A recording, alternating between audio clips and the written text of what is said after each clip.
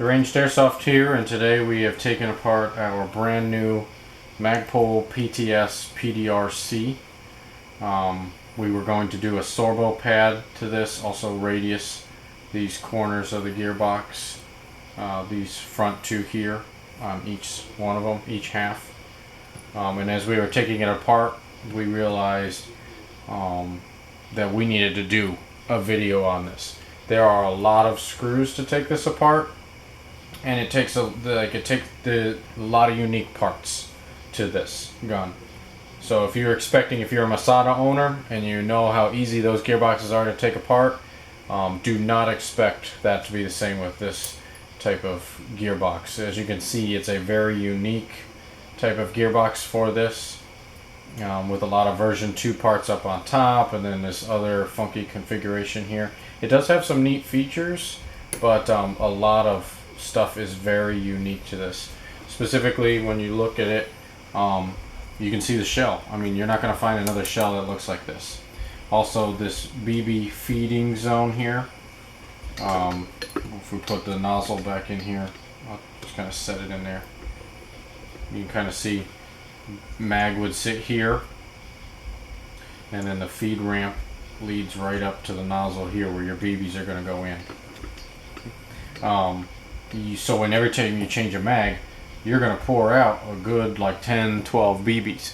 So your 120 round mid-cap mag or your 30 round mid-cap mag, you can only expect to get, about 25 shots out of this at the most, because that follower is going to stop right here, and all these BBs are not going to have any spring to them. So we're going to look and see if we can figure out a way to keep these in the channel. One way I think is to actually cut a groove in the arm here and then put an O-ring right around it, and that should help keep those BBs inside of there. But that's definitely a kind of a drawback for those of us that like to shoot all 30 rounds or 120 or whatever you're running. It does have a few things different from like the Masada, that it does have the same original clear piston head, although you may notice inside of there now it does come with a ball bearing spring head here, spring rest, and the angle of engagement was way off to start with, so we were going to fix that also while we were taking apart. The nozzle the nozzle is unique too. This is a very short nozzle. The tappet plate looks like is a different tappet plate. The little head spacing here is different. Oh, the spring came off. And also, I don't know if you can see it very well in the camera, but this is slightly bent right here, right where my finger is. The plastic takes a slight bend up in a way. So that was, and this is straight from the factory. We've shot maybe 200 rounds out of this just checking to see if it works, and it's already got a little bit of a bend in it straight from the factory. I don't know if that angle is a little bit better, but you can kind of see it curves down and then back up, so it's not perfectly straight. And I've heard of a few other people having this problem. And here's a good view of the nozzle. Look at how short that is. It's going to be a very unique nozzle to find a replacement for, probably only proprietary if we can. Alright, so then looking into the gearbox, here's your mag release button, which operates via a really long arm, which is this arm here. This arm is going to be way about like this, and this is the piece that holds it in.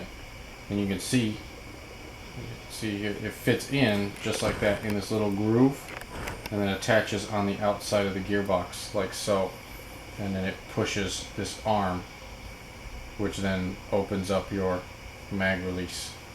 So very unique design. And there's another one on the other side. This one operates your selector plate, and this also is a proprietary selector plate. So it goes in on the other side like that. You pull the trigger and it pushes this forward and selects your different options. So very unique. So I mean, you're not going to find this on another gun. The spring guide is the same as the Masada, other than the fact that it now also has a ball bearing spring rest, which is nice, a nice upgrade. So then looking now at the gears, This gear now already has a selector or a delayer chip built into this gear. The gears, you can see, we have not touched these gears. The gears are pretty dry. There's like almost no grease on them at all. Very, very little grease on them. Straight from the factory. And this is another thing. I don't remember seeing this in any other review or anyone even talking about it. So maybe something new that they just started adding. But this gun also comes with a anti-reverse latch mechanism here, released.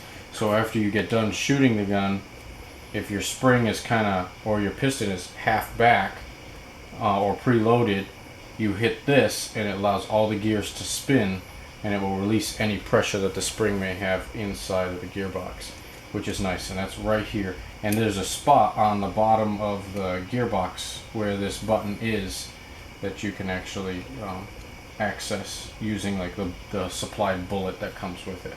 But that's something kind of nice that's in it. But you can see lots of proprietary things in here. This spring here used for this is the cutoff lever. The cutoff lever being something really special. Let me move this out so you can see. Go look at that cutoff lever. Don't tell me you're going to find that in another gun. If so, let me know, because I will be buying a few more of these, because that is definitely a unique design. And because it has to reset every time you pull the trigger, and that arm has to keep manually pushing it, there's a little retention spring here that helps to pop it right back up and in place. So this spring here being another piece that's going to be proprietary, that you're going to want to like pick up extras of if we ever can get them from PTS. But you can see on this gear, I mean, look at how little, I'll try to get the angle just right, look at how little grease is actually applied to that. I mean, I know these aren't supposed to be greased a lot, but that's really not a lot of grease. I mean, it runs nice and smooth, and it sounded smooth, but definitely could use a little bit more grease inside of it. It's got bearings inside instead of bushings, so these are all ball bearings inside of here. Right there you can see this one, it's a ball bearing instead of just a regular bushing.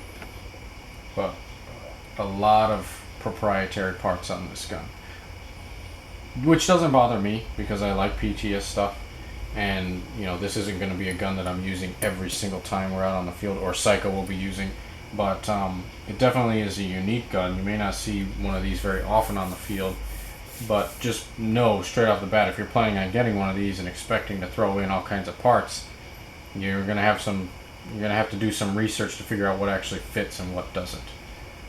Also, like a few little things that are kind of unique to this. Let me see if I can find it. What did I do with it? Oh, this. Now this gearbox uses screws to hold it in place, just like every other.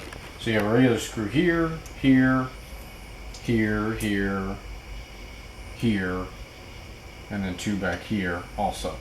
There are no screws, as you notice, across the top like you would imagine for regular version 2s. All the other gearboxes have screws up top. Instead, they used this plate, which on top of the gearbox, let me slide this one over and see if we can get a good angle of it. Can you see that lip there? That lip fits this lip here, and it would slide over the two halves just like that to hold it in place. And there is a little, very, very tiny lip on this gearbox right there that catches this hole on the front. So when you slide it on from the back and you slide it up, it's going to lock into place right into that lip there. And then the gearbox upper is now locked into place using no screws except this metal plate. So if you get one of these and you take it apart, take this off before you unscrew the others. Otherwise, all the pressure is being held by the top plate, and it's really difficult to get off. All right, but we'll kind of show you some step-by-step of us once we get it done doing the angle of engagement and some of the other things to it. We'll show you how to put it all back in, because even taking it out of the lower receiver, here's the lower receiver, was definitely, it took some figuring out. So, because there's a couple screws that are really hidden in there. So we'll show you that in a second video. All right, but that's kind of our review of the gearbox. A lot of proprietary parts right now. It's definitely still a gun that we like and is really comfortable CQB. But just know straight off the bat that there's a lot of unique parts with this gun that you may not find on any gun, and you would only be able to contact PTS to get a hold of these guns, or Ares, or whoever is producing it for PTS. Alright, so thanks for watching. If you have any questions, leave them on Facebook or on our YouTube page, YouTube account. We'd love to try to answer any questions that you have, and thanks for watching.